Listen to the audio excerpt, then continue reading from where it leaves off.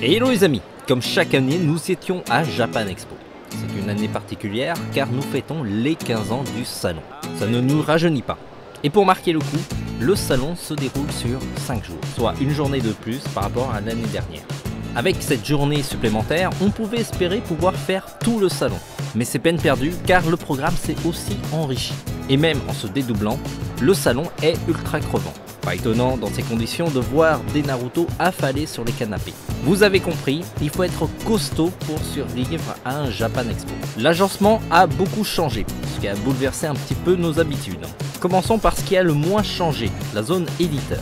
Tous les acteurs du marché étaient là, allant des gros éditeurs comme Kana, Pika, Glénat, et aussi des plus petits comme Isan Manga, Nobinobi, Taifu Toto.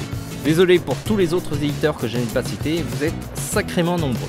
Chacun rivalise d'ingéniosité pour attirer le public, soit en faisant des gros stands, soit en proposant des goodies de ouf ou des activités.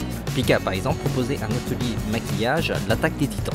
L'arme fatale pour attirer le peuple reste quand même l'invité japonais. Kiun l'a bien compris en faisant venir le mangaka d'Emblem of Roto, Kaze, l'auteur de Beelzebub, ou encore Glénat, Kagaster. Sinon, on pouvait noter cette année que les exposants étaient beaucoup moins généreux que les années précédentes au niveau des goodies gratuits. En contrepartie, il était beaucoup plus facile d'avoir un poster, un badge dès l'achat d'un seul manga. Côté culture japonaise, il y avait de nombreux stands d'artisans exposant le savoir-faire nippon. Il y avait de très beaux objets avec beaucoup de délicatesse. Et il y avait aussi des objets beaucoup plus tape à l'œil comme les Itacha. Vous savez, ces voitures customisées avec des persos de manga. Dans la même zone, de nombreux visiteurs ont pu tester les ateliers.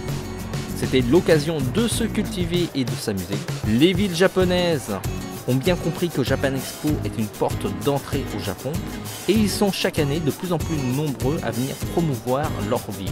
Certains venaient avec une mascotte qui se faisait un plaisir de s'amuser avec le public. La ville de Kyoto avait un superbe stand et surtout avait fait venir de très jolies danseuses en kimono. On a été charmés.